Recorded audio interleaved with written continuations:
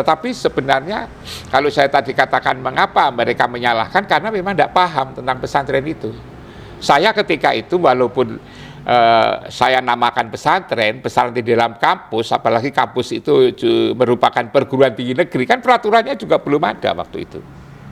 Peraturannya juga belum ada. Dan kalau pemerintah kalau membuat aturan kan diberlakukan secara nasional. Dari Aceh sampai Papua. Tidak mungkin pemerintah membuat aturan hanya untuk ngurusi satu, kan tidak mungkin itu kan. Sebenarnya wujud pesantren sesungguhnya atau pesantren itu sama atau bisa disebut pesantren kalau ada apa aja sih Prof sebenarnya? Ya disebut pesantren itu kalau di situ ada kiainya. Kiai. Yang kedua tentu harus ada santri kan. Santri. Ada masjid untuk tempat ibadah. Ada pondokan tempat santri. Ada kitab yang dipelajari. 5 itu satu kesatuan. Tidak bisa dilihat satu-satu. Dan kiai, mengapa tumbuh pesantren? Karena ada kiainya itu. Tidak seperti sekolahan. Kalau sekolahan kan bisa diprogram. Dan misalnya dihukum kan bukan dihukum karena melakukan kesalahan-kesalahan yang merugikan negara kan. Risiko itu kan karena tidak mengikuti peraturan. Kan itu saja sebetulnya itu kan. Makanya itu kalau saya kan senyum-senyum. Mau saya dulu juga diperlakukan seperti itu. Yang penting saya punya ide bagaimana untuk merubah masyarakat, menjadikan lembaga yang saya pimpin semakin maju, kan begitu. Dan para pengubah-pengubah masyarakat dimanapun kan juga mengalami risiko seperti itu.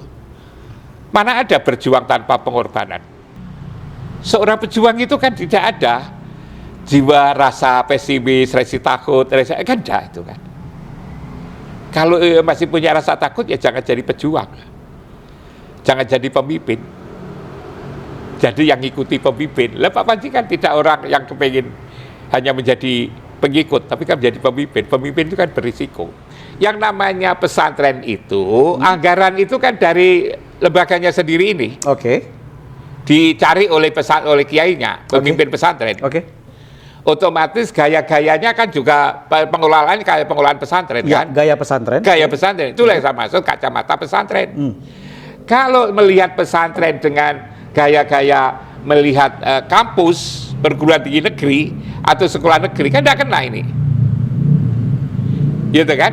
Kalau di sekolah negeri kan otomatis kan semua aturan kan jelas banget ini kan. Kecuali negeri yang saya uruskan begitu. Yang saya yang penuh dengan kreativitas kayak begini kan itu. Nah, kalau ini lalu digunakan untuk melihat pesantren, otomatis pesantren itu salah semua. Bagaimana pesantren itu misalnya ada peraturan, katakanlah misalnya ke depan bahwa yang menjadi kiai itu sama dengan sekolah. Kepala sekolah misalnya 4 tahun diganti.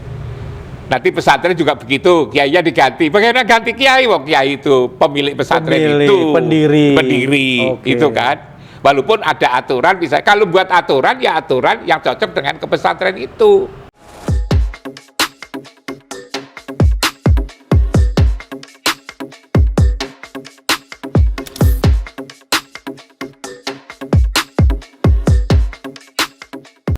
Assalamualaikum warahmatullahi wabarakatuh. Logis Files. Saat ini saya ada di Malang. Selalu dan kepingin terus bersama Prof. Imam Suprayogo. Ya, saya merasakan ada hal dan dampak yang sangat positif ketika saya berdiskusi dengan beliau. Dan diskusi kita hari ini, ya kali ini akan lebih luas lagi.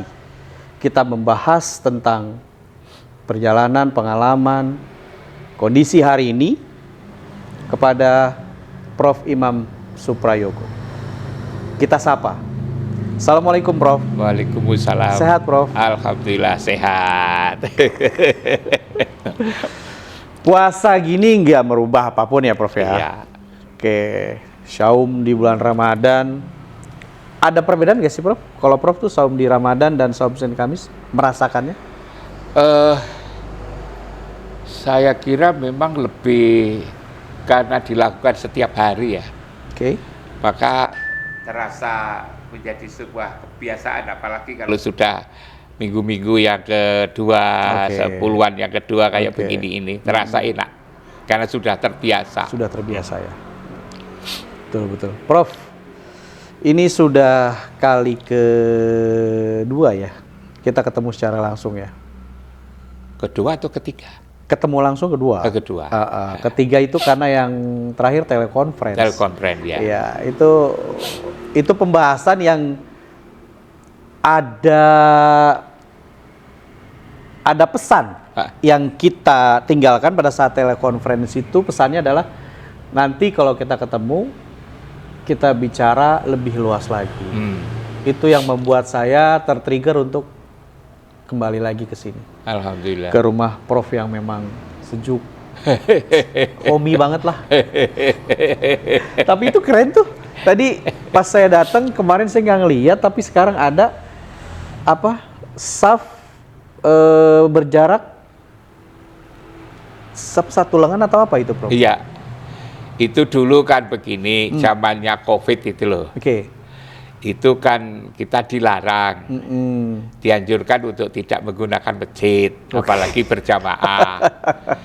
Saya waktu itu berinisiatif aja gitu. Sebab kalau kita tidak gunakan masjid ini, orang-orang malah di rumah kan stres. Kan itu, malah menjadi takut. Jamaah saya yang kira-kira jumlahnya 300 sampai 400 orang itu, justru saya ajak untuk hadapilah problem ini secara berani. Sehingga dengan begitu maka dari dalam ini tidak terasa stres mereka itu, tidak terbebani secara psikologis. Ada kepercayaan diri dengan merawat dengan berbagai macam kehidupannya ini, lalu mereka percaya diri bahwa ada kekuatan yang bisa menolong kita. Makanya itu tetap saja waktu itu sholat jamaah 5 kali sehari semalam itu, 5 waktu, sholat Jumat, sholat Taraweh, sholat Id, itu masih tetap berjalan waktu itu. Nah, tapi agar kita ini juga tunjukkan taat kepada pemerintah, pemerintah kan menganjurkan seperti itu. Masa kita menjadi orang yang membangkang aturan pemerintah, maka kita kasih jaga jarak, cuci tangan, kan seperti itu dulu. Berarti artinya Prof melihat itu jaga jarak itu sebagai modifikasi atau kreativitas dalam beribadah? Atau ada bahasa lain? Waktu itu karena musim COVID ya, lalu pemerintah juga supaya jaga jarak, maka kita ikuti saja. Paling tidak ada simbol-simbol untuk memperingati masyarakat, memperingatkan masyarakat, ikutilah pemerintah, kan itu.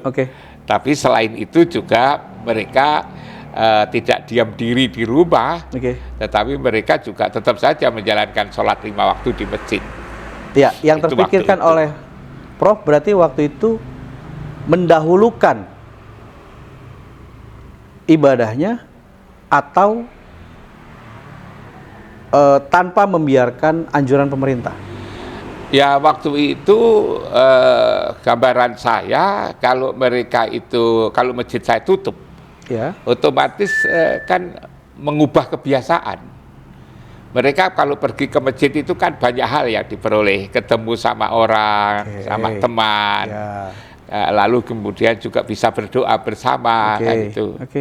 Itu kan mengurangi ketegangan. Iya, sepakat. Karena dan orang yang hatinya bebas, tidak ada takut, tidak ada khawatir, justru itu satu poin sendiri untuk membangun kesehatan masyarakat. Waktu itu sederhana saja sebetulnya. Salah satu tujuan silaturahim kan memecahkan permasalahan. Prof, kemajuan di dalam dunia pesantren atau dunia pendidikan, karena kan Prof expert banget di sini, pengalaman banget, dan benar-benar bicara atas benda. Ya. Terus yang Prof perhatikan saat ini seperti apa pendidikan umum dan pendidikan pesantren? Dulu itu kan begini, kalau saya pelajari bahwa pendidikan agama itu kan bibitnya itu Awal mulanya itu kan pendidikan pesantren. Oke. Lalu mengikuti zaman, muncullah pendidikan klasikal kan itu, bernama Oke. madrasah. Oke.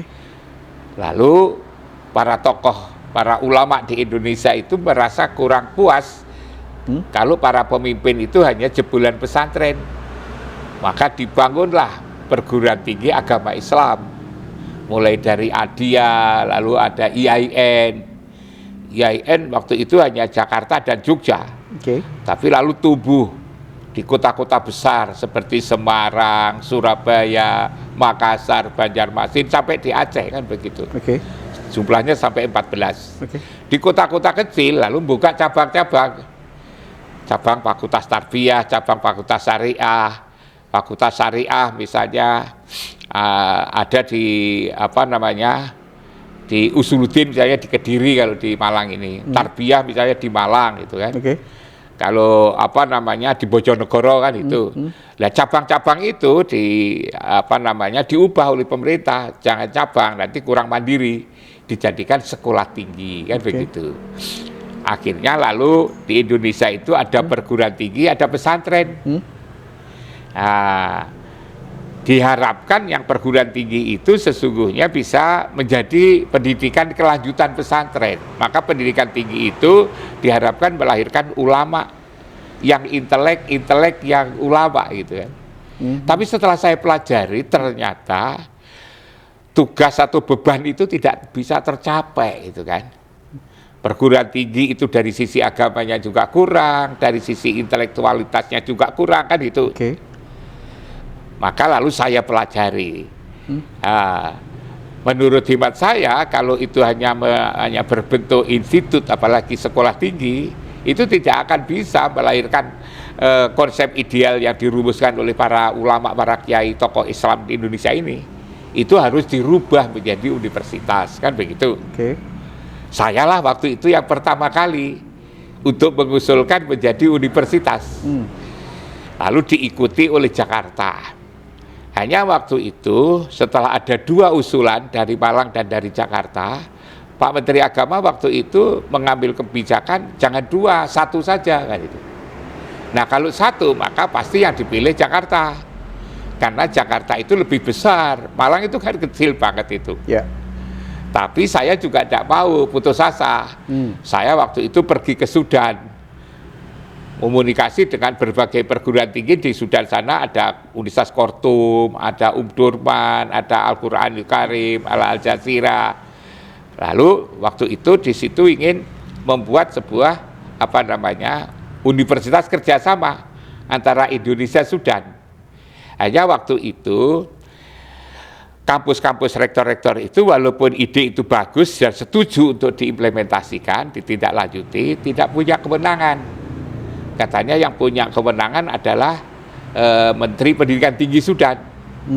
Menteri Pendidikan Sudan, saya presentasi setuju untuk membuat Universitas Islam Indonesia Sudan. Tapi beliau itu tidak punya kewenangan, yang punya kewenangan. Siapa yang punya kewenangan? Presiden. Akhirnya lalu ketemu presiden. Nah dari situ disepakati bahwa dibentuklah Universitas Islam Indonesia Sudan di Indonesia, ada Universitas Islam Indonesia Sudan di Sudan nanti. Disepakati pula waktu itu lalu Menteri Agamanya Pak Said Agil Munawar, beliau senang sekali waktu itu. Dibuatkan LSK oleh beliau, lalu diresmikanlah Universitas Islam Indonesia Sudan. Tapi waktu itu lantas dikatakan karena universitas negeri itu harus ada SK dari presiden, sementara itu SK-nya dari Menteri Agama, harus dibubarkan dulu gitu loh. Tentu saya tidak mau membubarkan. Saya berupaya bagaimana agar ini bisa mendapatkan SK presiden. Akhirnya saya usul waktu itu lewat proses yang panjang, nama Sudannya dihilangkan, nama Indonesia dihilangkan, menjadi Universitas Islam Negeri, yang kemudian ditambah nama oleh Pak SBY menjadi Universitas Islam Negeri Maulana Malik Ibrahim Malang. Nah, ketika setelah dalam proses untuk menjadi universitas itu, saya juga pelajari gimana sih sesungguhnya pesantren, gimana sih sesungguhnya universitas. Dalam mempelajari itu saya menemukan buku kecil miliknya Profesor Mukti Ali yang mengatakan di situ itu yang sangat terkesan bahwa tidak pernah ada ulama yang lahir dari lembaga pesantren selain pesantren. Ulama itu ya lahir pasti dari pesantren. Kalau bukan pesantren melahirkan ulama itu tidak mungkin. Di bukunya Profesor Mukti Ali itu. Dari situlah saya buatkan pesantren di dalam kampus. Bahkan kampus saya itu ya jadinya ya pesantren, ya universitas ya pesantren. Semua mahasiswanya ada di dalam kampus yang kami sebut sebagai ma'had. Sebab kalau saya sebut pesantren, nanti anak-anak dulu sudah pernah belajar pesantren, kok di kampus juga pesantren. Maka saya kasih nama ma'had, nah, agar keren lah. Tahun berapa, Prof? Kalau tidak salah tahun 2000. Waktu itu, ya tahun 2000 ya. Tahun 2000 itu tahun 1999 ke 2000 waktu itu. Mulai itu. Akhirnya 99. Kampus saya itu jadi pesantren dan universitas pesantren. Tentu apa yang saya lakukan ini direspon positif oleh para pesantren-pesantren di di Jawa Timur ini. Akhirnya saya kenal dengan para kiai-kiai mereka juga senang, apalagi saya selalu peduli kepada kiai-kiai itu, walaupun kepedulian saya ya sebatas kemampuan saya waktu itu, dan saya memang yang namanya pembaruan kan juga harus tidak terlalu mengikuti peraturan kan, itu kan, namanya kalau mengikuti peraturan nanti kan ya agar sesuai dengan aturan itu kan begitu. Saya melakukan langkah-langkah strategis. Yang langkah-langkah strategis itu dirasa menguntungkan pesantren. Misalnya waktu itu saya kan mendapatkan bantuan dari IDB, Islamic Development Bank, untuk membangun kampus itu. Kalau tidak salah waktu itu ada 36 juta US dollar ya. Sehingga gedung-gedung yang lama itu saya berikan kepada pesantren-pesantren. Itu mereka senang banget dengan cara pakai begitu. Walaupun itu kalau tanya Pak Menteri itu salah gitu kan.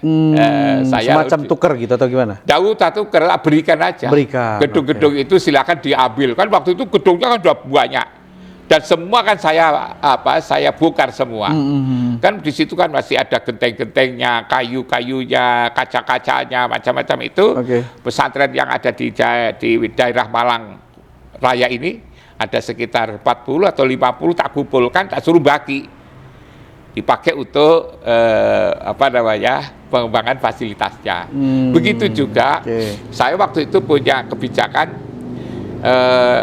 saya kan waktu itu bisa buat kamar tidur ya, bisa menampung 1.500. 1.500 itu otomatis kasurnya kan 1.500. Nah, saya kalau beli kasur biasanya saya tanya, kasur kualitas seperti ini bisa tahan berapa lama gitu kan. Katanya 5 tahun. Nah, kalau nanti sudah digunakan 3 tahun, saya beli baru. Yang lama, yang masih sisa 2 tahun ini, tak berikan pada pesantren-pesantren di Malang Raya. Otomatis mereka kan senang. Dengan kampus saya itu lalu dirasakan ya manfaatnya, tidak saja nama besar pesantren modern, tetapi pesantren-pesantren yang tidak punya sumber pendanaan itu lalu juga jadi senang kan gitu dulu. Dan dari situ jadi dikenal ya. Di situ jadi dikenal. Salah satu sosialisasi Prof dengan masyarakat pesantren lainnya seperti itu. Karena itu lalu perkembangan kampus yang saya pimpin cepat itu mereka mengapresiasi, seneng. Karena apa? Karena dirasakan manfaatnya oleh pesantren-pesantren yang lembaga pendidikan Islam yang lain yang ada di Malang ini. Saya punya teori saja sederhana. Kalau di sawah itu ada pohon kelapa satu yang tinggi gitu kan, itu kan disambar.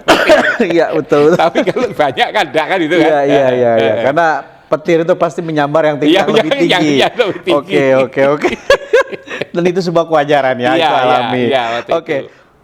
Tapi gini Prof, nama pesantren itu kan kultus banget Prof. Ya, pesantren tuh udah jadi zaman dulu ya, sudah ada terus namanya pesantren. Kemudian mengelola pesantren itu kan juga nggak mudah. Banyak kasus-kasus pesantren itu sampai akhirnya ya kita tahulah banyak yang dikriminalisasi atau persekusi. Gimana sih sebenarnya itu bisa terjadi? Ya karena yang kriminalisasi persekusi itu tidak paham pesantren. Mestinya itu pesantren harus dipahami sebagai pesantren. Ada nggak sih undang-undang sekolah di akhir-akhir ini saya kira sudah ada sekarang ini. Tapi zaman dulu belum ada. Oke. Waktu dulu itu undang-undang Universitas Islam Negeri aja belum ada. Sehingga waktu saya mengubah Satain jadi universitas tidak seperti sekarang. Kalau sekarang berubah dari IAIN menjadi universitas kan ada aturannya, misalnya luas tanahnya sekian, harus punya murid sekian, harus punya dosen sekian, kan begitu. Kalau zaman saya dulu belum ada karena peraturannya belum ada.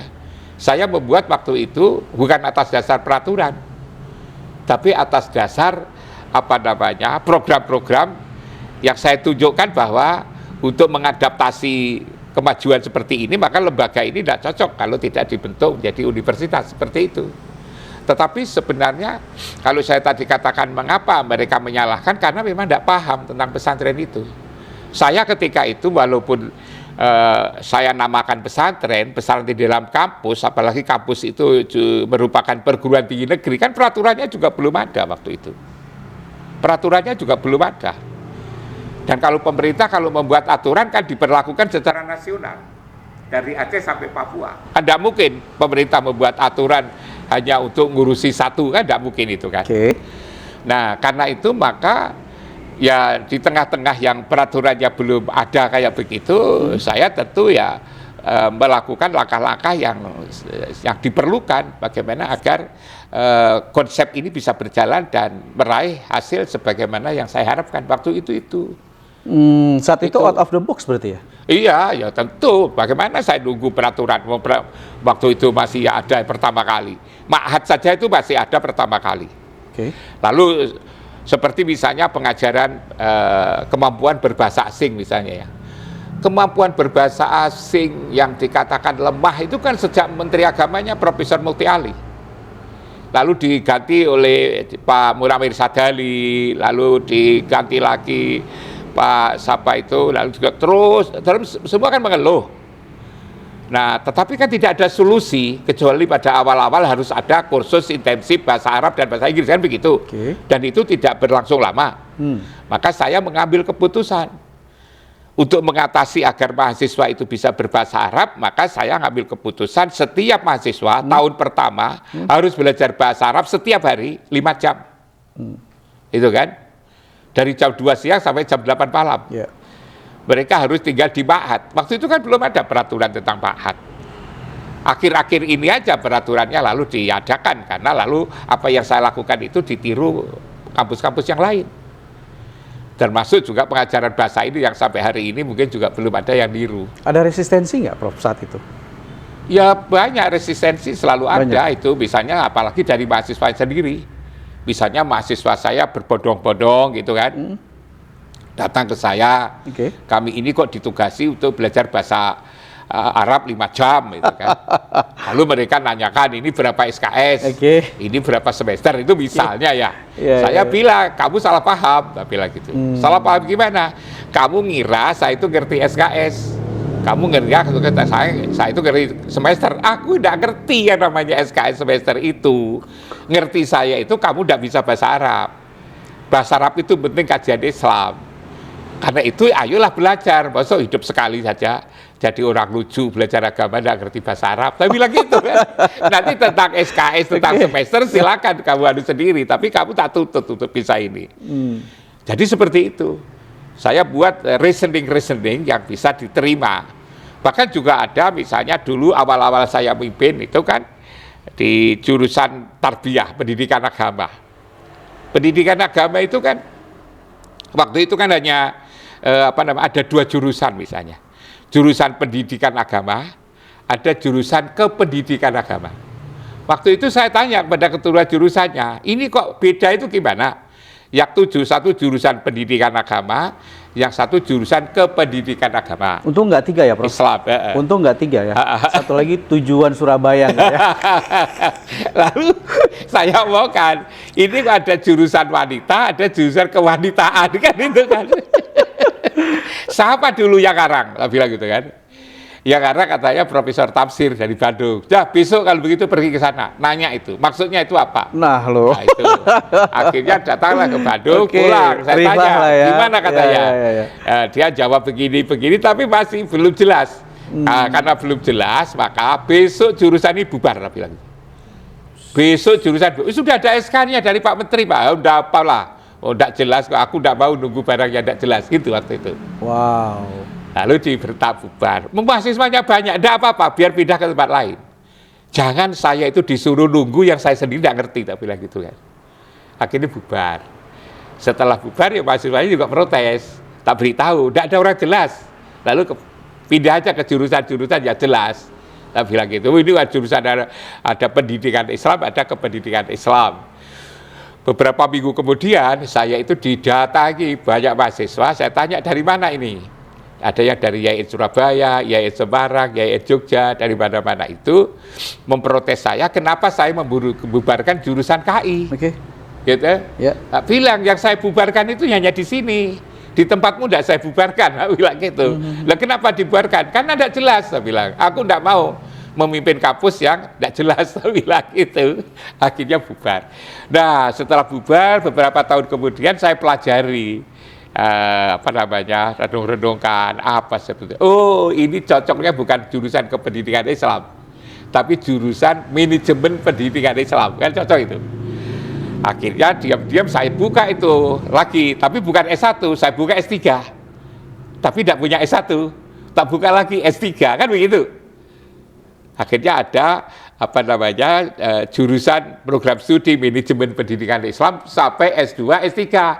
S1-nya tidak ada. Setelah itu pengganti saya lah nambah S1. Maksud ada S2, S3 dan ada S1 ya. Saya begitu, seperti itu. Oke. Jadi kalau itu saya agak benar, saya teruskan. Kalau tidak benar, saya potong. Ya. Saya tidak mau untuk melakukan sesuatu yang tidak rasional, itu tidak mau. Terlihat bagaimana Prof memiliki prinsip sih ya. Ya. Prof gini Prof, ketika Prof membuat tadi sebutannya Mahat ya. Ya.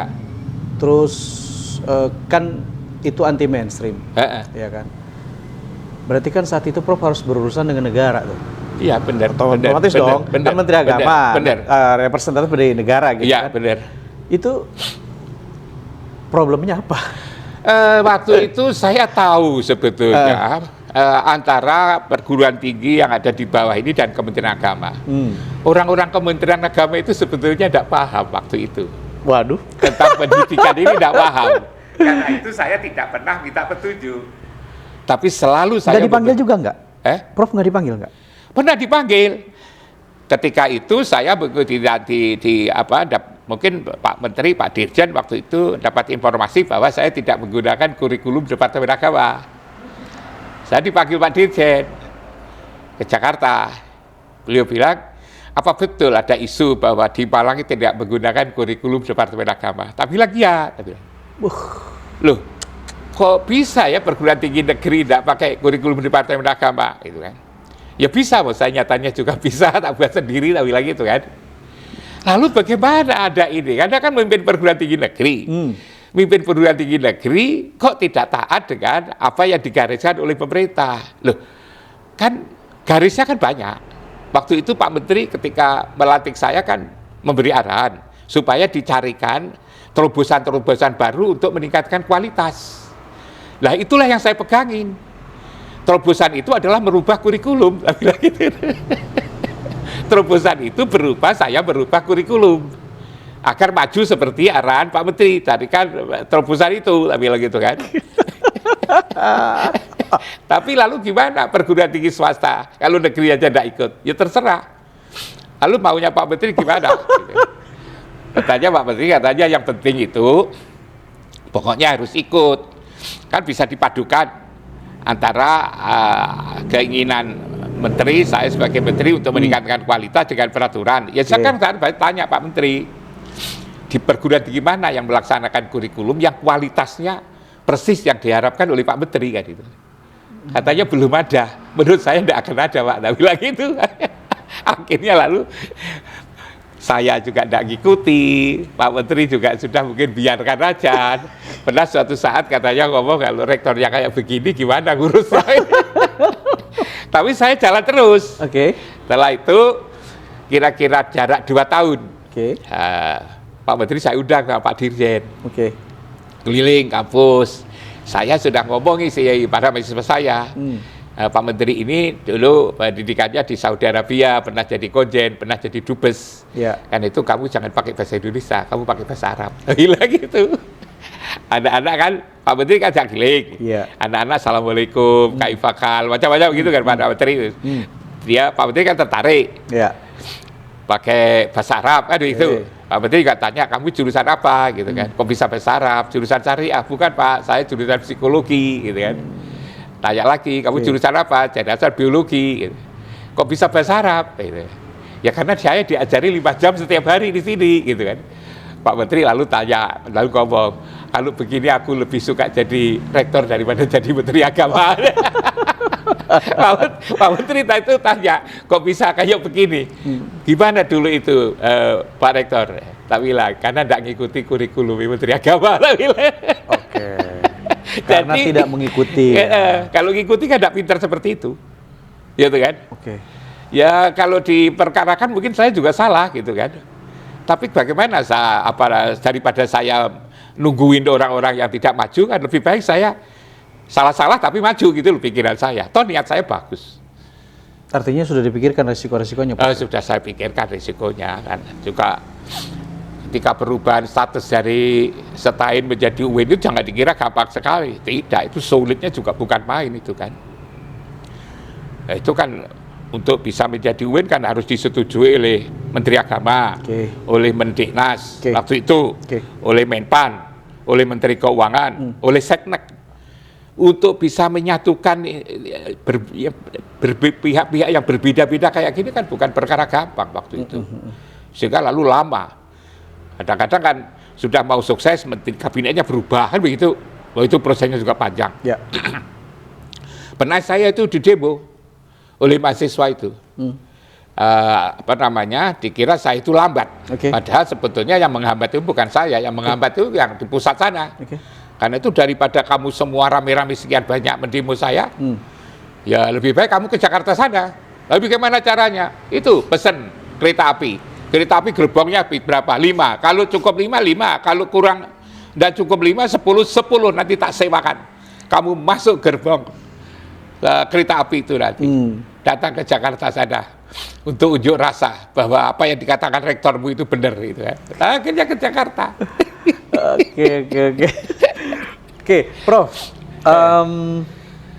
Setahu saya nih, pesantren itu kan identik dengan tradisional ya. Ya kan, tradisional.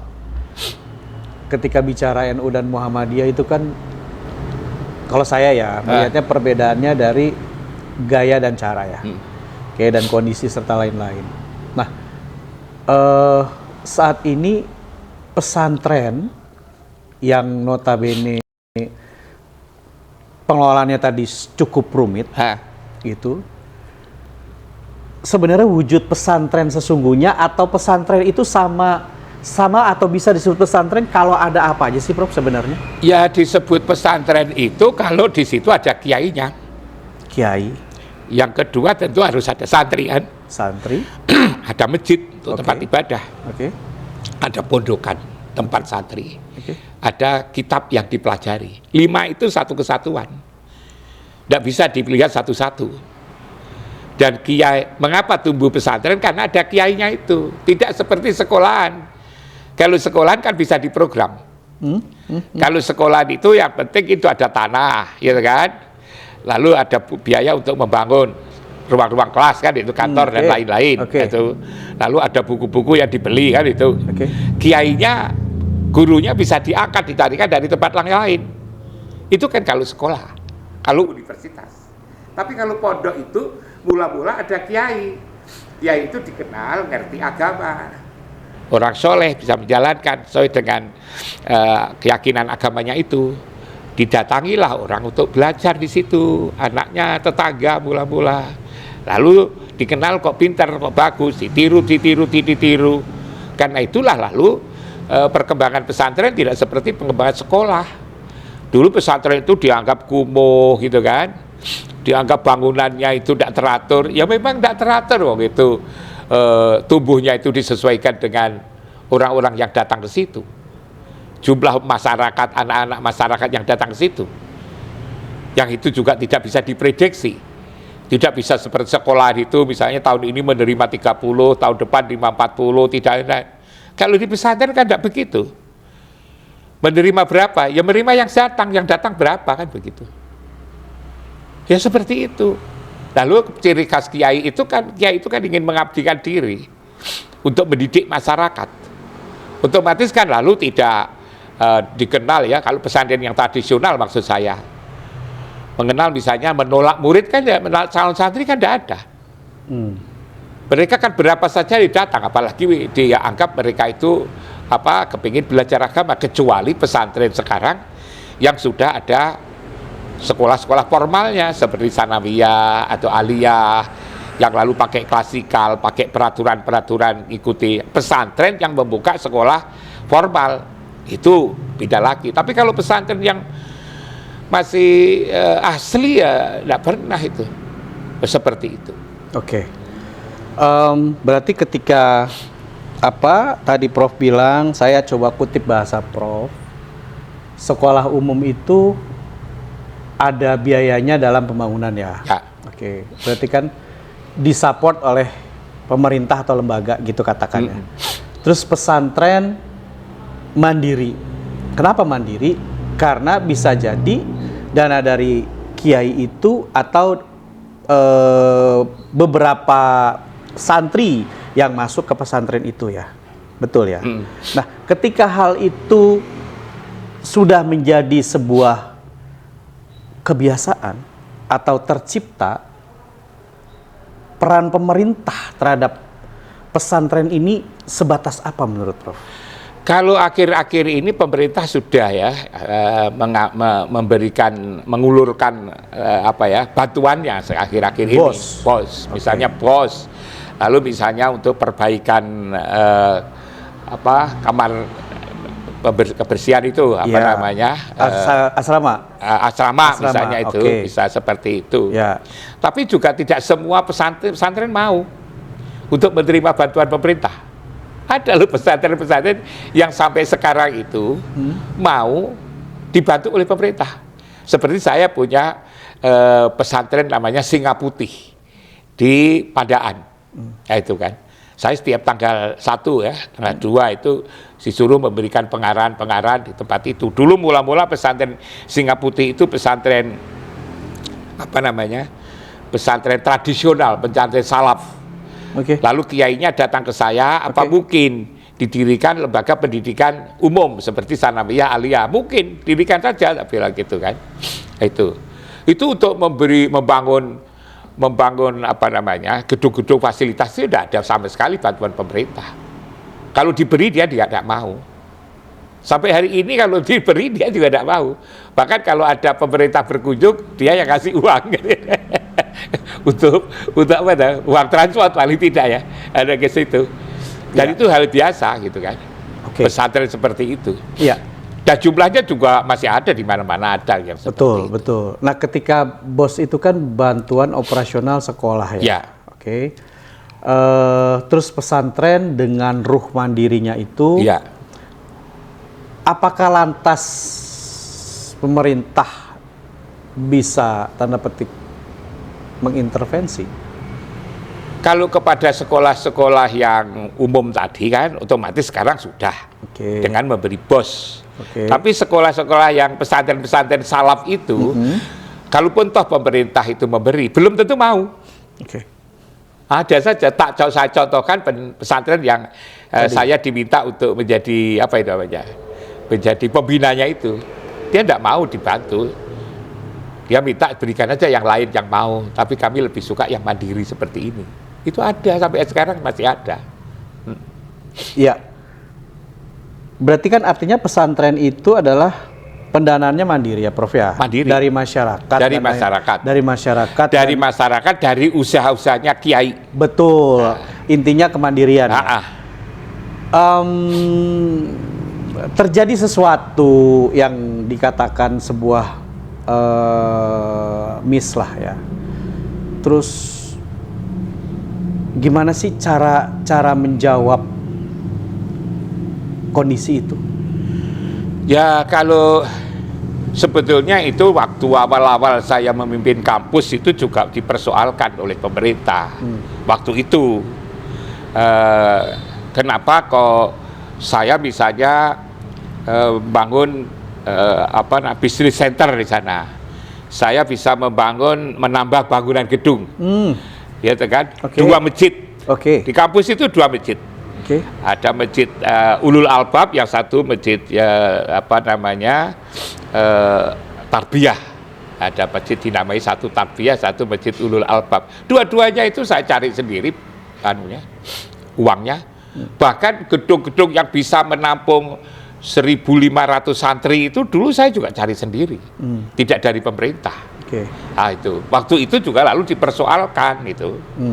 Bahkan juga ada rumah-rumah kiai, kalau tidak salah ada 8 atau berapa itu ya, ya kecil-kecil lah, tipe 70-an itu. Itu saya juga cari sendiri gitu. Nah, itu hanya lalu dipersoalkan, kenapa kok tidak di administrasi secara tertib, uang dari mana? Itu kan dari masyarakat. Dari masyarakat itu datangnya akan mendadak itu kan. Tidak pakai negosiasi itu kan. Hanya kan satu sisi kan pemerintah kan minta supaya ini dicatat. Saya ya bilang waktu itu bahwa ini datangnya itu tidak bisa dirancang, tapi datang sendiri. Mereka ibah, hanya memang waktu itu saya itu punya rumus sederhana aja. Ngajak orang itu sebetulnya sulit, tapi mudah kalau diawali daripada yang mengajak itu. Misalnya ketika saya membangun gedung-gedung untuk asrama mahasiswa yang bisa menampung 1.500 itu ya, saya jual mobil saya, mobil pribadi. Mobil saya pribadi saya jual untuk memulai bangun asrama mahasiswa itu. Nah dari situ mahasiswa baru lalu saya wali murid saya kumpulkan bahwa ayolah kita membuat lembaga pendidikan yang bermutu, tidak sebagaimana biasa. Kalau sebagaimana biasa hasilnya juga biasa-biasa. Tapi kalau kita ingin yang luar biasa untuk menjawab tantangan masa depan, maka tidak cukup kalau dengan biaya yang biasa-biasa ini. Karena itu saya sebagai rektor waktu itu pimpinan kampus ini, saya juga tidak mengambil keuntungan dari lembaga pendidikan ini, tapi saya jual mobil saya, tapi gitu, untuk memulai peletakan batu pertama ini. Nah, setiap bulan juga begitu. Saya juga kalau bapak-bapak bayar SPP, aku juga bayar. Saya punya tunjangan rektor itu, tidak akan saya bawa pulang tak berikan istri saya. Semua saya masukkan di zakat infak sedekah. Agar apa? Agar nanti kalau kumpul bisa dipakai untuk bantu anak-anak yang kurang mampu, untuk SPP misalnya, untuk kos-kosan misalnya. Nah dari situ lalu wali mahasiswa itu walaupun tahu bahwa itu perguruan tinggi negeri, mereka lalu juga bantu. Katakanlah misalnya satu contoh, itu kan rumah kiai itu uangnya dari mana? Dari saya sendiri. Maka lalu mereka juga katakan, aku tolong bisa nemani sampean, Pak Rektor, nemani lagi sampai kalau tidak salah 8 itu. Hanya problemnya itu ya begitu. Saya berpikir untuk pengembangan logika surga adalah logika memberikan pelayanan kepada masyarakat yang sebaik-baiknya, dan saya bisa. Tapi lalu pemerintah juga punya logika sendiri kan itu kan. Pemerintah itu bahwa anggaran itu adalah seperti ini, pencairannya seperti ini, kalau lebih nanti dikembalikan kan begitu. Maka saya di sini punya tugas bagaimana memberikan pengertian kepada pemerintah itu, tentu orang-orang yang bertugas misalnya di Departemen Agama, di Inspektorat Jenderal, kan seperti itu. Ya, atas nama pendidikan, bagaimanapun cara ya tanda petik ya Prof, yaitu sebuah kemandirian ya atas nama pendidikan. Terus akhirnya tadi punya perspektif masing-masing. Pemerintah seperti ini, terus Prof seperti ini. Kalau boleh tahu saat itu ketemunya ada nggak, Prof? Titik temunya? Ya, rupanya pemerintah itu waktu itu kan mulai dari Pak Menteri, gitu kan. Saya biasanya itu begini. Jadi agar tidak terjadi fitnah, maka saya punya pisau ya untuk harus itu silaturahmi. Nah, silaturahmi itu kan bisa bermacam-macam itu kan, punya cara. Okay. Kita ini kan punya apa ya logika kan itu kan. Okay. Satu misalnya mulai dari dulu Pak Quraish Shihab, lalu Pak Tarbiti Tahir, lalu Pak Malik, lalu Pak Said Akil Munawar, lalu Pak Maftuh, lalu Pak Surya Dharma Ali ya. Terakhir misalnya Pak Lukman, tapi saya tidak lama itu. Saya kalau ke Jakarta kan saya tidak mau. Ini tidak tahu apa boleh atau tidak diomongkan ya di publik ya. Saya tidak mau saya itu kalau ke Jakarta makan di kantin. Untuk apa saya makan di kantin, kan harus bayar, dan itu banyak orang, walaupun bayarnya juga mahal kan. Saya lebih baik ngomong sama sekretarisnya Pak Menteri, tolong Pak Menteri diberitahu bahwa saya ke Jakarta ini nanti nunut makan siang kan. Pak Menteri kan sedang gitu kan. Kan? Pak Menteri kan ada orang yang seperti itu. Iya. Saya makan siang. Nah, pokoknya setiap kali ke Jakarta saya mesti sekretarisnya itu tahu bahwa Pak Imam nanti ikut makan siang kan. Makannya kan mesti banyak. Maksudnya nambah satu aja, piring satu aja tidak boleh kan.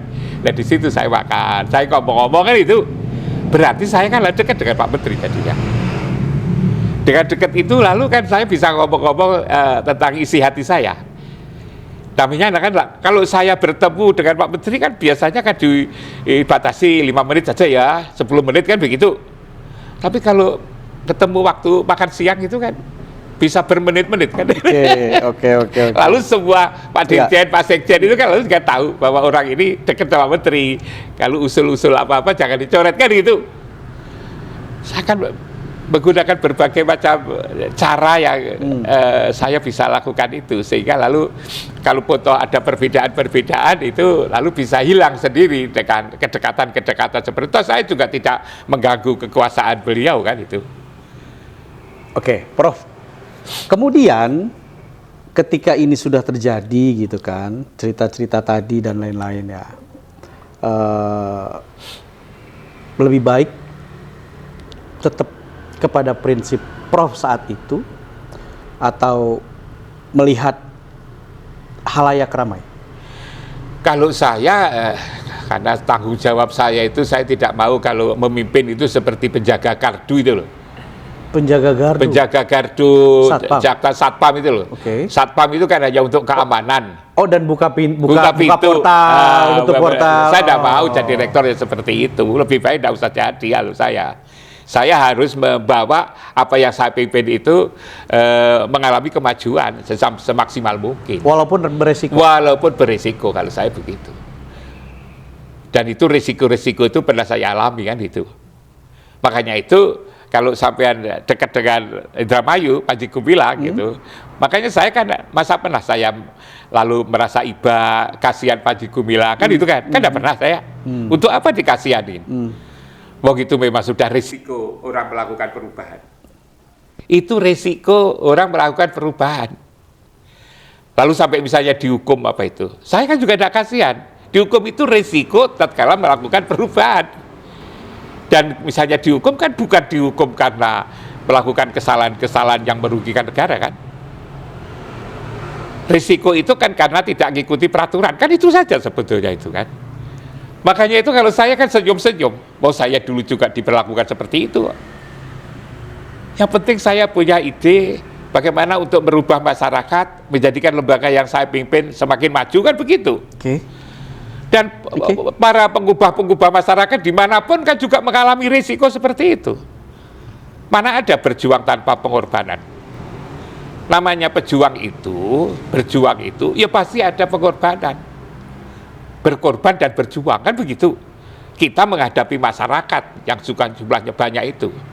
Termasuk juga pribadi-pribadi orang-orang yang ada di pemerintahan yang juga tidak ngerti itu.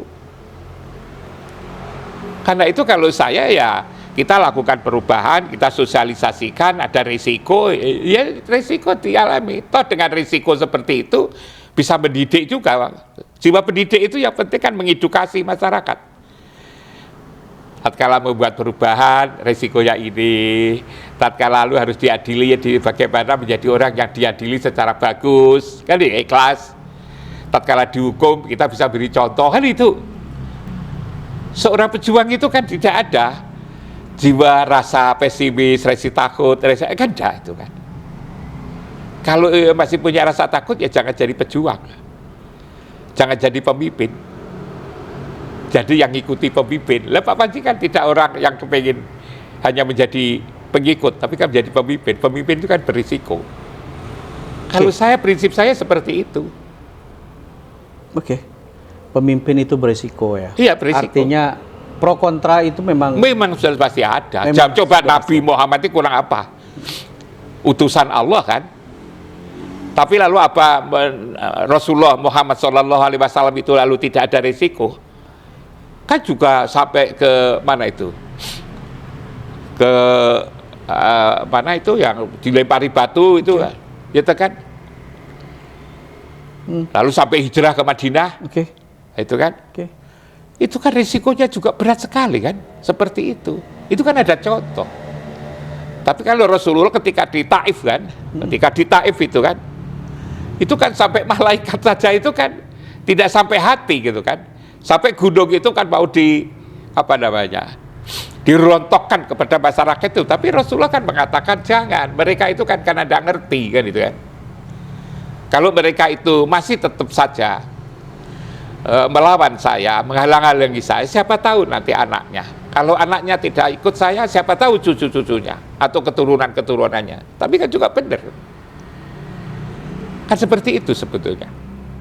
Karena itu ketika saya lalu disalah-salahkan, saya juga tidak merasa kecil hati, tidak merasa lalu menyesal, saya juga tidak. Karena mereka tidak ngerti kok. Kalau tidak ngerti kan ditunggu, dikasih edukasi. Mengedukasi manusia itu kan memerlukan waktu yang lama. Bukan lalu ketika masyarakat menolak lalu kita mundur, jangan. Kalau kita sudah punya kita memperjuangkan sesuatu itu karena kita punya prinsip, kita punya pengetahuan, kita punya tanggung jawab, kan begitu. Karena itu kalau menurut saya dilaksanakan saja. Dan saya tidak mau kalau disuruh menjadi pemimpin lalu pemimpin yang biasa-biasa saja yang tidak lakukan perubahan, tidak mau. Ya, karena prinsip itu melakukan sebuah perubahan. Iya. Walaupun ketika sebuah perubahan itu harus berhadapan dengan orang yang mengatakan dirinya berpendidikan. Seperti apa Prof menanggapinya? Kan orang berpendidikan itu betapapun kan juga terbatas. Walaupun misalnya sudah S2, sudah S3, sudah profesor, apa lalu mengerti semua hal, kan juga tidak. Karena itu kalau menghadapi orang-orang seperti itu, kita juga memberikan pemahaman. Tapi untuk memberi pemahaman itu juga belum tentu kalau berhasil. Kadang-kadang melawan gitu kan. Tapi itu kan sebuah tantangan bagi seorang pemimpin. Kan begitu. Karena itu kalau saya ya prinsip saya sebagai seorang pemimpin, saya bagaimana yang saya pimpin itu maju. Apalagi pemimpin di Indonesia ini, bangsa Indonesia kayak begini ini. Yang kita sudah merdeka sekian lama kok lalu masyarakatnya misalnya seperti ini. Ya kalau saya ya harus ada ikhtiar bagaimana untuk memajukan masyarakat. Dan saya punya keyakinan kalau memajukan itu hanya mendasarkan peraturan, makanya tidak akan maju-maju. Memaju itu karena tidak ngikuti aturan-aturan yang rapi kayak begini. Makanya saya akan selalu ajak teman-teman saya, jangan kita itu suka-suka naik sepur kan gitu, kereta api. Kenapa? Naik kereta api itu tidak akan nyampe tepat waktu, mesti terlambat 5 menit, 10 menit, kadang-kadang 1 jam. Kenapa? Karena pakai rel, pakai peraturan. Oke. Saya lebih suka pakai mobil sendiri. Yang semestinya kalau kereta api 5 jam, bisa jadi 3 jam. Oke. Ya kan? Iya. 3 jam setengah. Karena apa? Karena kalau macet ini bisa lewat sini, bisa lewat sini, bisa lewat sini, sampai sana cepat kan itu. Oke, kreativitas mungkin Kreativitas. ya. Kreativitas. Ya, Oke. kreativitas. Ya, Kan bukan begitu. melanggar tapi kreativitas. Iya. Di atas apa? Di atasnya oke. Iya. Ya, iya sih Prof. Tadi bahwa ada kekurang pemahaman ya, ketidakpemahaman terhadap esensi dari pesantren itu sendiri gitu kan. Sehingga akhirnya masyarakat dan pemerintah atau pemerintah dan masyarakat itu ya tidak memahami bahwa pesantren itu sebenarnya udah dari dulu ya, sudah dari dulu ada gitu. Makanya itu pesantren itu ya pesantren. Jangan melihat pesantren dengan kacamata lihat lain pesantren. Apa? Jangan Jadi kalau melihat pesantren itu ya dengan bahasa pesantren, dengan kacamata yang tepat digunakan untuk melihat pesantren. Jangan melihat pesantren dengan menggunakan kacamata yang berbeda. Misalnya untuk melihat sekolah, untuk melihat birokrasi, ya kan? Untuk melihat yang lain. Nanti hasilnya akan tubrukan dengan tradisi pesantren ini. Lihatlah pesantren dengan kacamata pesantren. Jangan melihat pesantren dengan kacamata yang lain. Kan begitu. Saya melihat pesantren dengan kacamata pesantren. Kemudian saya pengen tahu. Saya contoh misalnya ya, yang namanya pesantren itu, anggaran itu kan dari lembaganya sendiri ini. Dicari oleh kiainya, pemimpin pesantren. Otomatis gaya-gayanya kan juga pengelolaan kayak pengelolaan pesantren ya, kan? Gaya pesantren. Gaya pesantren, itulah yang saya maksud kacamata pesantren. Kalau melihat pesantren dengan gaya-gaya melihat kampus perguruan tinggi negeri atau sekolah negeri kan tidak kena ini. Gitu kan? Kalau di sekolah negeri kan otomatis kan semua aturan kan jelas banget ini kan. Kecuali negeri yang saya uruskan begitu. Yang penuh dengan kreativitas kayak begini kan itu. Nah, kalau ini lalu digunakan untuk melihat pesantren, otomatis pesantren itu salah semua. Karena apa? Karena yang dipakai melihat itu bukan melihat pakai kacamata melihat pesantren, kan begitu. Bagaimana pesantren itu misalnya ada peraturan, katakanlah misalnya ke depan bahwa yang menjadi kiai itu sama dengan sekolah. Kepala sekolah misalnya 4 tahun diganti. Nanti pesantren juga begitu, kiainya diganti. Bagaimana ganti kiai? Kiai itu pemilik pesantren pendiri, itu kan. Walaupun ada aturan, bisa kalau buat aturan ya aturan yang cocok dengan kepesantren itu. Adaptif ya. Iya, adaptif mestinya. Jadi jangan lalu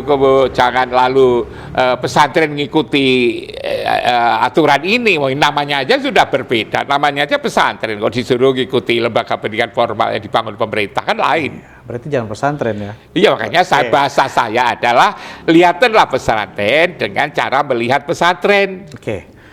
Prof, menurut Prof, definisi atau pakai bahasa Prof lah, berkata di atas benda, pesantren yang sukses, pesantren yang memang mampu menjalankan tanda petik ya amanah dari masyarakat itu dilihat dari sisi apa saja?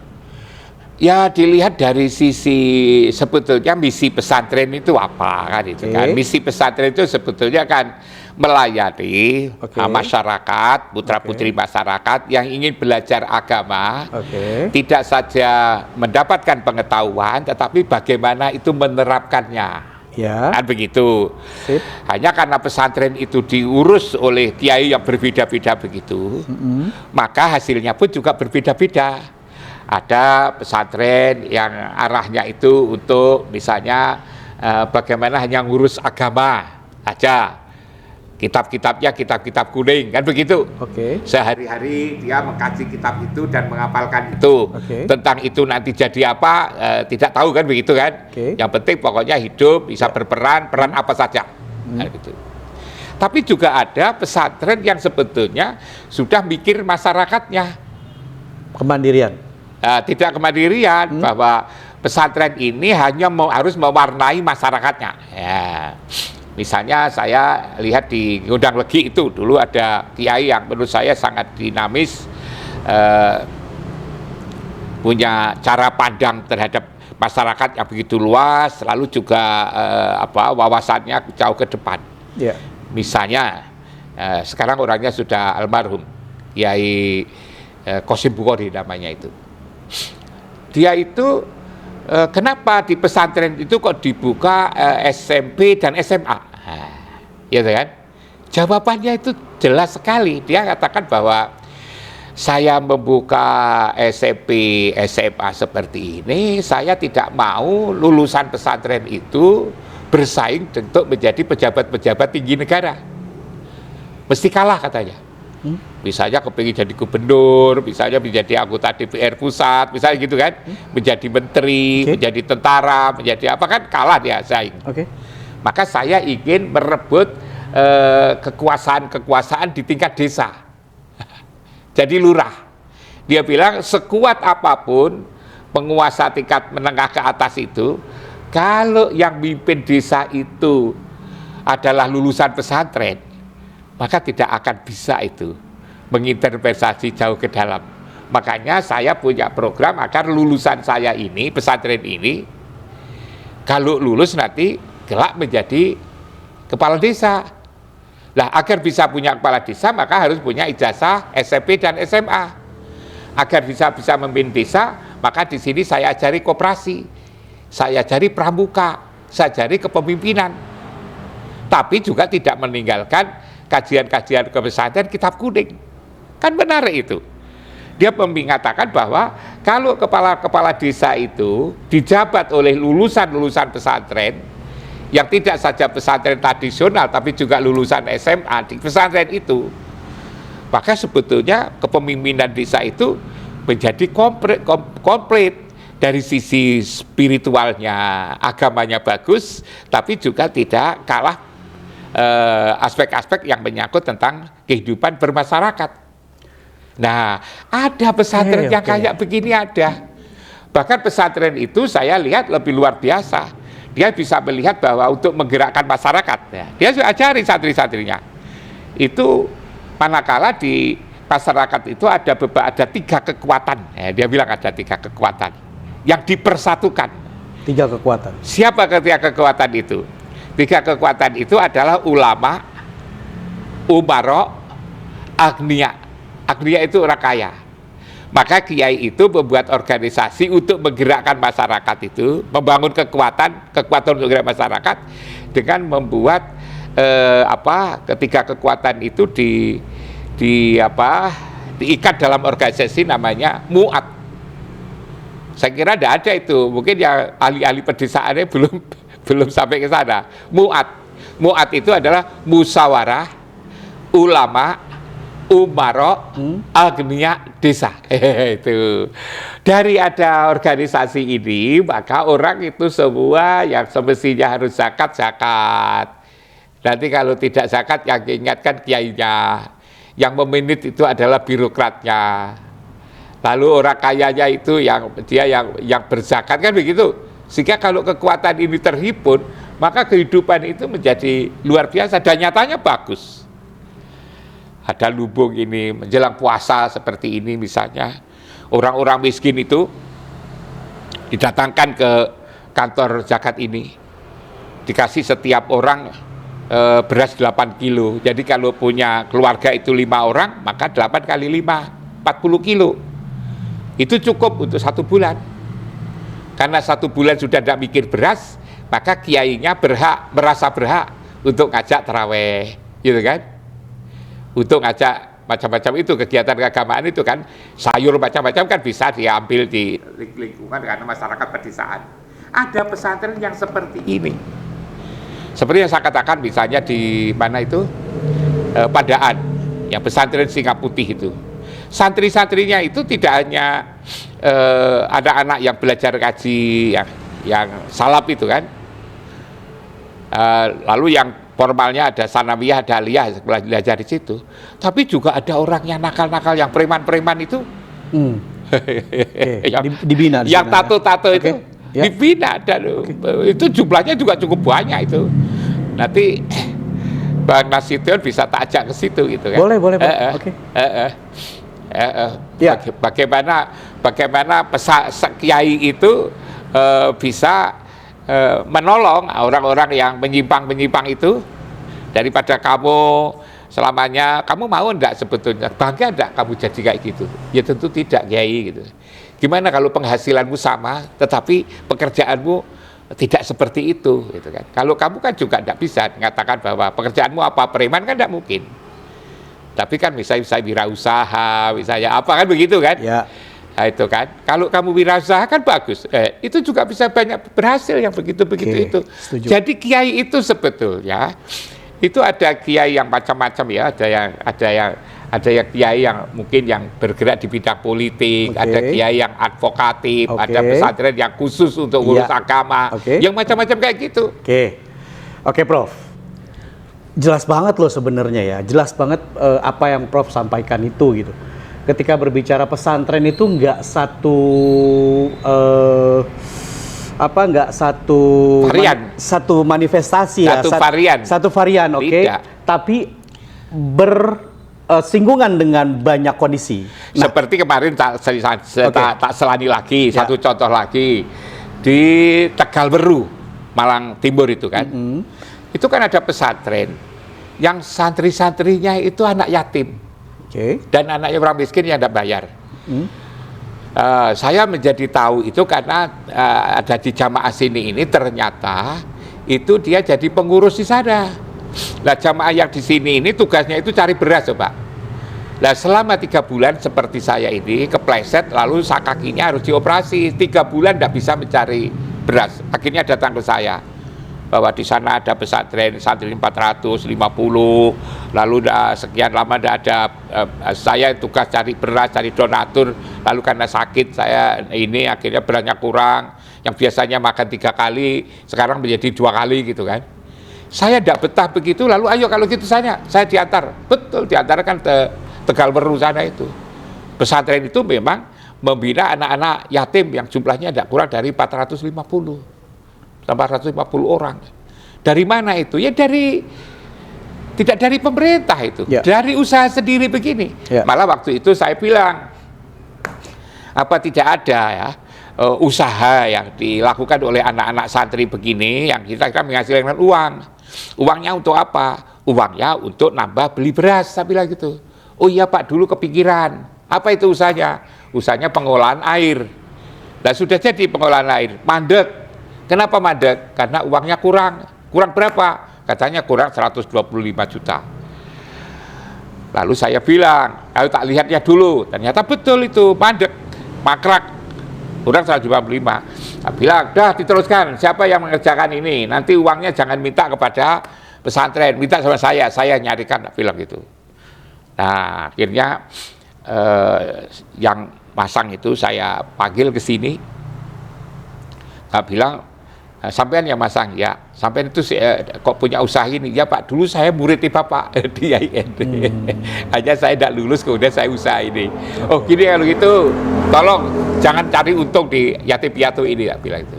Coba ditekan seberapa, yang penting banget beli bahan untuk ongkos buruhnya, kerjanya, nanti yang bayari saya, tak bilang.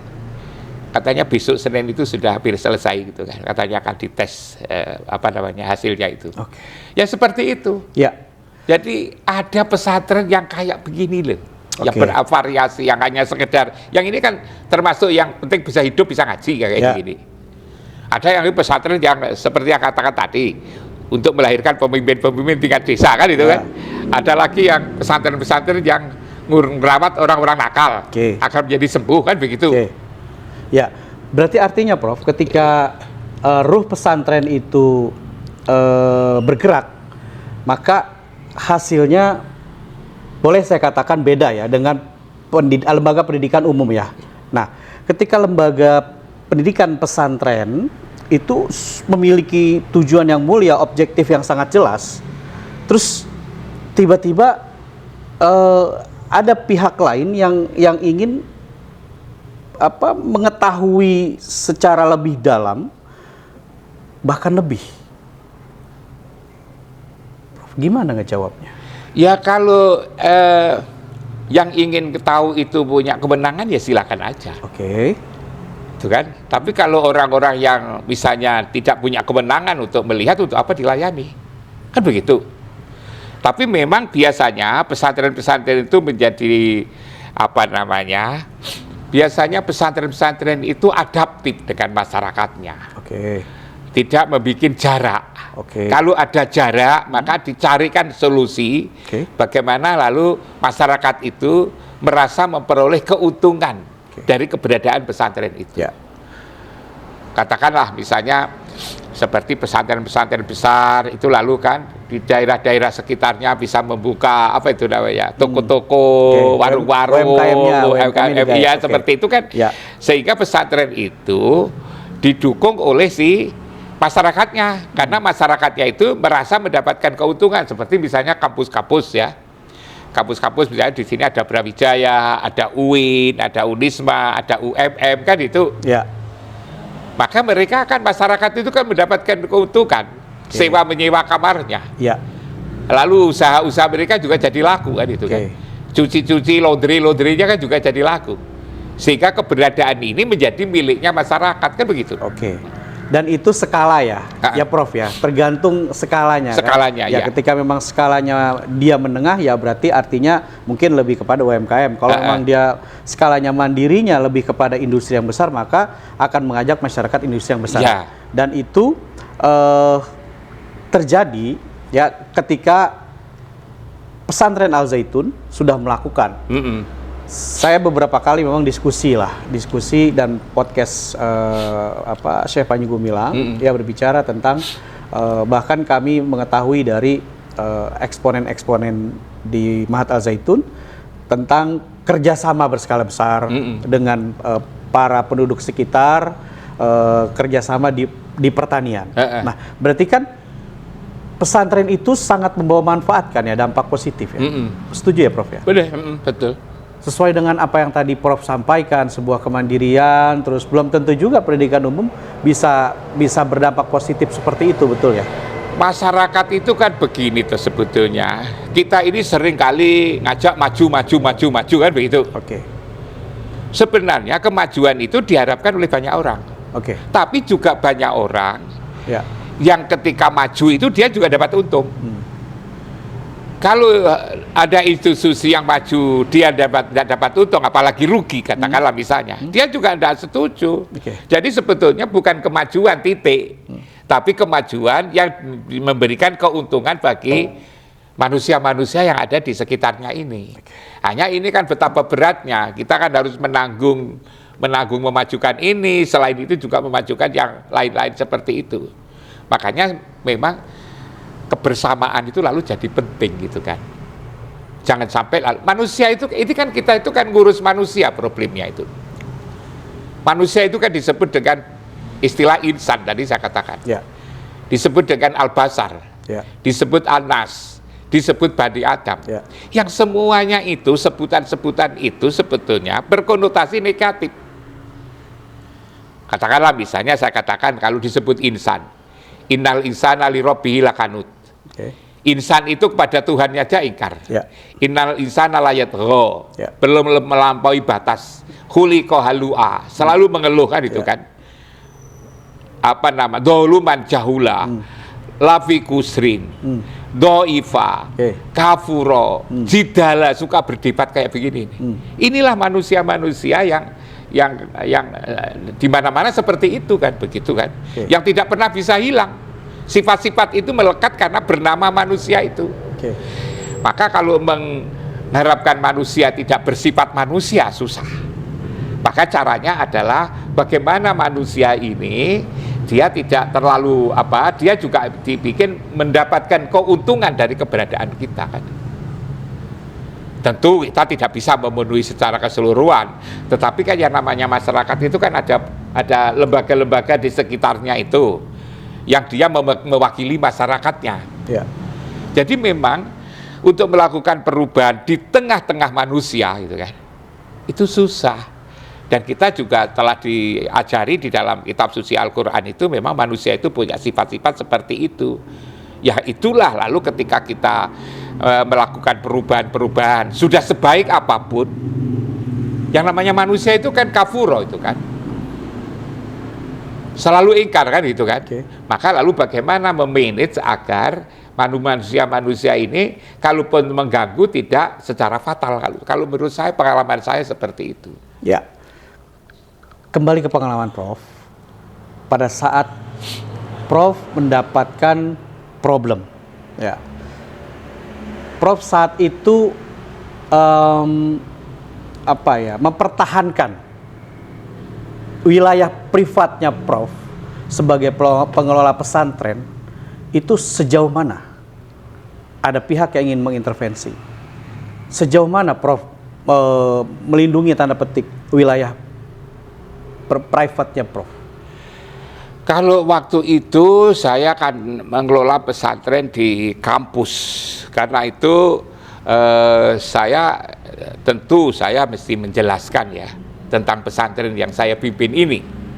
Tetapi saya juga memberikan penjelasan kepada kepada warga kampus saya, bahkan juga mahasiswa saya untuk menjadi juru bicara.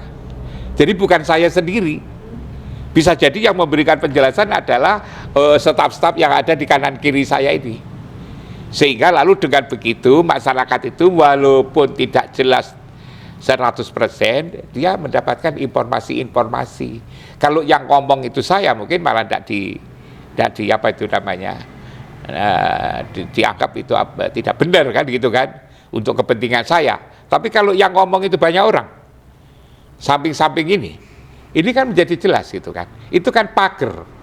Kalau orang Jawa itu kan iya, pager hidup itu loh. Ya bisa dipakai ambil untuk sayuran macam-macam itu kalau orang Jawa itu. Tapi itu juga begitu saya.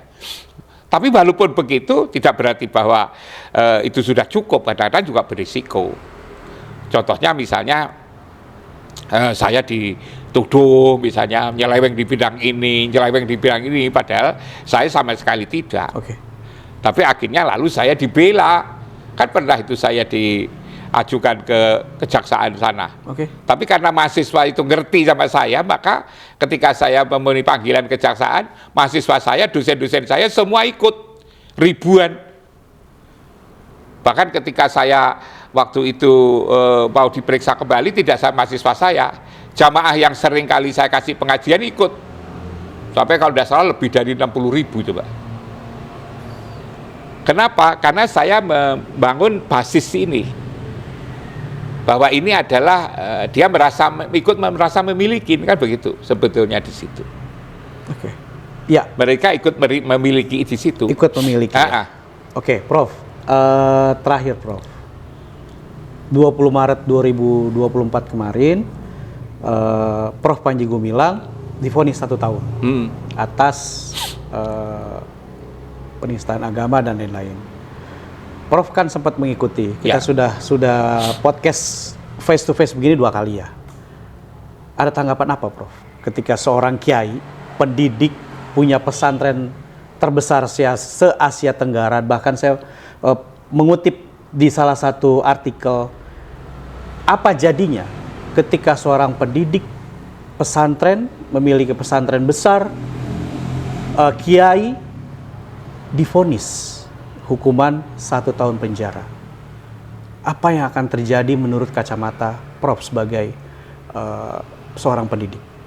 Saya seperti awal dulu ya, Bang Nasution menanyakan sama saya itu. Tidak apa-apa, itu risiko perjuangan kok itu kan. Dan yang saya harapkan kan si Syekh Panji Gumilang kan tegar itu kan. Itu kan sebetulnya kan sebagian daripada dakwah tersendiri. Makanya saya kan tanya itu, apakah jamaah Al-Zaitun itu pada bubar setelah Syekh Panji Gumilang ditangkap? Katanya tidak. Kalau tidak berarti orang dekatnya kan mengatakan bahwa itu benar. Kalau itu mengatakan itu benar, kenapa lalu kita mundur? Ya tidak apa-apa. Toh siapapun yang berjuang mengenalkan ide-idenya cemerlang, kan di dunia ini mesti mengalami seperti itu. Bagi saya itu sebuah resiko. Wong Hamka saja dulu juga dihukum, di penjara kok. Presiden Soekarno juga di penjara kan. Presiden Soekarno dulu kan juga di penjara. Yang tidak boleh itu dipenjara karena mencuri, karena memfitnah orang, karena mengambil hak milik orang. Itu kita mesti salah. Tapi kalau itu konsep-konsep untuk pembaharuan, yang gagasan-gagasan yang bagus untuk masyarakat ke depan, itu bagian daripada perjuangan. Kalau menurut saya tidak pernah lalu kemudian merasa menyesal gitu kan. Umpama pada begini saya tidak lakukan, kalau saya tetap saja saya lakukan, apapun risikonya. Kalau saya sudah yakin bahwa itu betul. Dan saya lihat itu Syekh Panji Gumilang tegar kok itu waktu itu. Dia bisa membuat pledoi yang itu panjang, saya ikuti itu kan. Itu kan sebuah pelajaran, itu juga pendidikan loh sebetulnya. Bagaimana orang kalau dipersalahkan orang, bagaimana cara membela diri, ya kan? Harus ngikuti suara hatinya, kan itu kan? Logikanya juga harus main, itu. Data-datanya juga disiapkan, kan begitu. Itu jangan dikira yang sulit itu Syekh Panji Gumilang, yang ngadili pun mungkin juga susah. Oke, sampai batuk saya, Prof. Yang mengadili itu juga pasti kesulitan ya. Siap, Prof. Alhamdulillah ini loh yang kami inginkan, Lok News TV inginkan ya. Ketemu Prof tuh banyak insight gitu, banyak pelajaran yang kita ambil gitu kan. Dan Lok News TV hari ini tidak lain dan tidak bukan hanya ingin memberikan literasi kepada masyarakat dari sisi yang beda loh.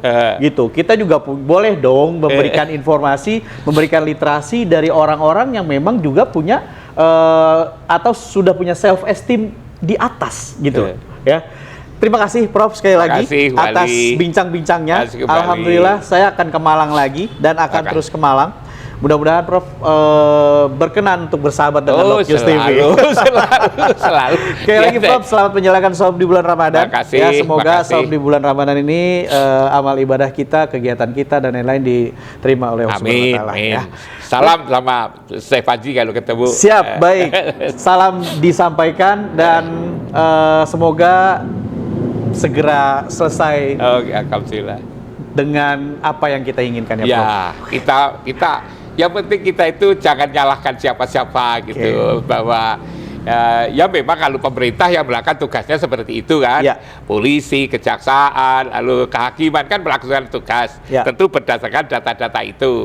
Tapi dengan menggunakan perspektif dia kan itu. Pak Panji Gumilang juga begitu. Jangan-jangan apa yang digagas oleh, yang dipikirkan Syekh Panji itu belum dipahami oleh banyak orang kan begitu, kan bisa jadi begitu. Itu cluenya. Itu cluenya belum bisa dipahami oleh orang lain. Dan semoga Prof Panji Gumilang tidak berhenti sampai di situ. Tidak berhenti, tidak boleh. Sebagai pejuang tidak boleh. Tidak boleh. Dan apapun yang dilakukan, apa resikonya itu bernilai edukasi sebetulnya, mengedukasi masyarakat. Gitu, setuju. Kan? Baik. Sekali lagi terima kasih Prof atas waktunya. Alhamdulillah kita semua sehat ya Prof ya. Sehat, alhamdulillah. Prof sehat dan tim dari Lok News TV juga sehat. Terima kasih untuk Anda yang sudah menyimak dari awal sampai akhir obrolan Lok News TV dengan Prof Imam Suprayogo, orang tua kami yang mampu memberikan literasi yang beda tentang gagasan pesantren. Kita bicara hari ini adalah bicara tentang pesantren. Tetap di Lok Isfile, jangan lupa subscribe dan komen tentang konten yang kita bicarakan hari ini. Saya H. Nasution dan Prof Imam Suprayogo mengucapkan selamat Syaum di bulan Ramadan ini dan semoga apa yang kita lakukan di bulan Ramadan ini menjadi amal ibadah kita. Walhamdulillahirrahmanirrahim. Assalamualaikum warahmatullahi wabarakatuh. Terima kasih Prof. Adi.